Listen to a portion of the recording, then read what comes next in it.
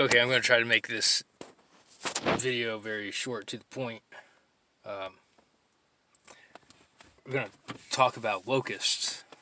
We got locusts in Revelation 9, and locusts are mentioned all throughout Scripture, from the Exodus from Egypt and the plagues that were sent against Egypt to God's promise to even use them against God's enemies in the end. We're going to touch on a couple things. First, we'll preface by saying Proverbs 30 says that locusts have no king over them, and yet they advance in bands. Then Revelation 9 says that these locusts that come up out of the bottomless pit have a king over them, and his name is Abaddon or Apollyon, depending on if you're using Hebrew or Greek. We're told that that is this fallen angel's name. And you'll notice the fallen angel is demonic. It's a demon because it's fallen. Because angels ascend and descend on the Son of Man, who is Jacob's ladder. Fallen angels fall. They don't get to ascend and descend there. Fallen. So it is a demonic kingship over these locusts. If you remember, there was a supernatural event in the recordings of the gospel where demons were cast out into swine, and then those swine drowned themselves unnaturally so, in mass, and just they all died, the whole herd. It's the same with these locusts. They're in Revelation. They are actual locusts. I understand there is a lot of presumptuous stuff out there about they are this, they're not that. In Scripture, you'll see throughout when someone is shown something in any of the prophets, and it's something that is as or like something, those words are used. I saw this, and it was like that. It was as this. Or if there's something, it's like beyond compare. There's nothing here that we can compare it to. The Lord puts words on them to make a comparison. Okay?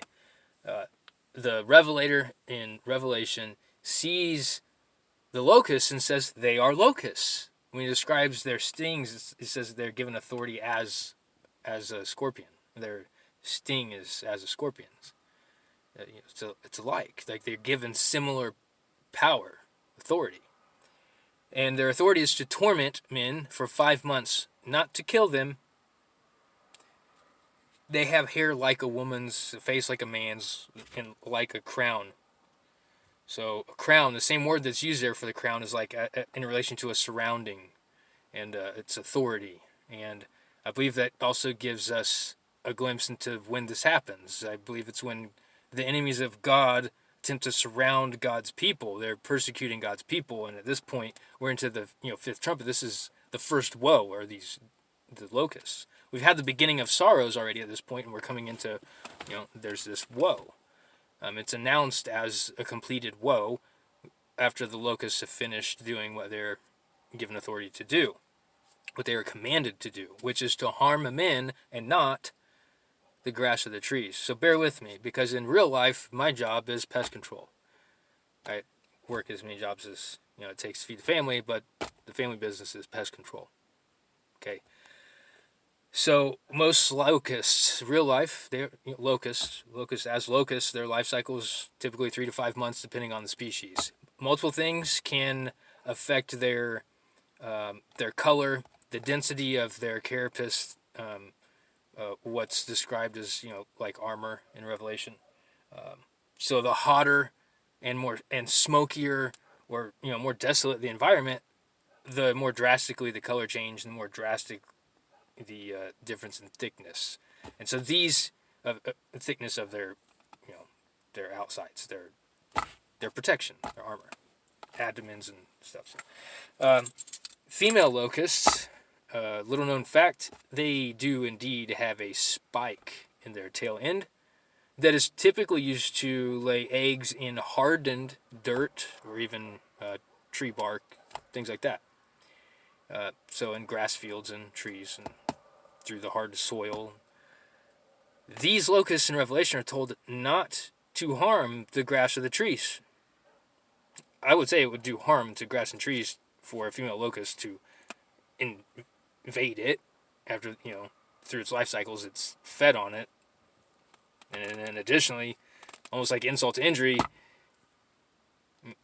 stab the dirt or the tree with the spike to implant their eggs, their fertilized eggs, and then the locusts start another life cycle and come out of there. Then they feed on those same trees and the grass there, but they're told not to do so in Revelation, which even that commandment proves these are actual locusts, because they're commanded not to harm the grass or the trees, not to do what they normally would do.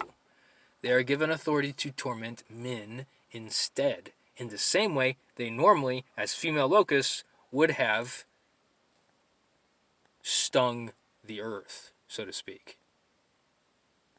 So their authority is as a scorpions, so that then they torment mankind, specifically men who are enslaved to the devourer, the destroyer anyway, because they have taken the mark and enslaved themselves to the Antichrist. And that it is written, I believe in the Gospel of John and throughout the epistles, that the sin that you commit, you are enslaved to. If you live a life of sin, that's what you strive for. Instead of striving to be away from it, you strive towards it and for it. You're enslaved to it. And in Revelation, the one who has that power, that principality and power, that has authority over people who've enslaved themselves to the sins that bring this authority, he comes to collect, so to speak. If you're without Christ, you're under the law. You're under the punishments of it. So that torment comes by permission. People are volunteering for it by serving the devil and his entire hierarchy in those end times. And to elaborate further on locusts, their life cycles 3 to 5 months, like I said. These locusts persist for 5 months, and they torture men for 5 months in Revelation. Interestingly, though, they do not fly until the end of their life cycle. They are mature. About 10 or so weeks before they die off is when they fly and reproduce, and females lay their eggs after having been fertilized by the males. So locusts coming up out of a pit, flying, and having that flight described as sound like chariots because there's so many of them, and that they're basically their outsides are as hard as iron. Their breastplates specifically are just, and that's the strongest part on the locust. I don't want to break down a huge anatomy class here on something like a locust, but if you go search this for yourself, you'll see what I'm talking about. The strongest part of a locust be exactly what's described in Revelation. They say breastplate, it's like a breastplate, and that's, I mean, I would call that a breastplate looking at a real life locust. Anyway, getting back to the point, they don't fly until the end of their life cycle, and that's also when they lay their eggs. That's when females would be using that stinger. But it says they persist for 5 months. Well, if a female locust at the end of her life cycle is told to attack men and torment them instead of the grass and the trees, and those female locusts then use that spike on men, you better believe those men would want to die. There's the pain of it, and there's a realization of what's happening. That should put the fear of God in people, like here and now, and consider that then, if it remains to be seen that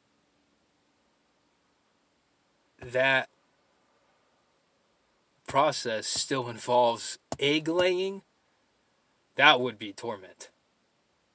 And mind you, where we're at in Scripture when this happens, you've already had, the Antichrist running around, running amok, peace removed from the face of the earth, lots of people dead, systems are not the same anymore, death in Hades, writing.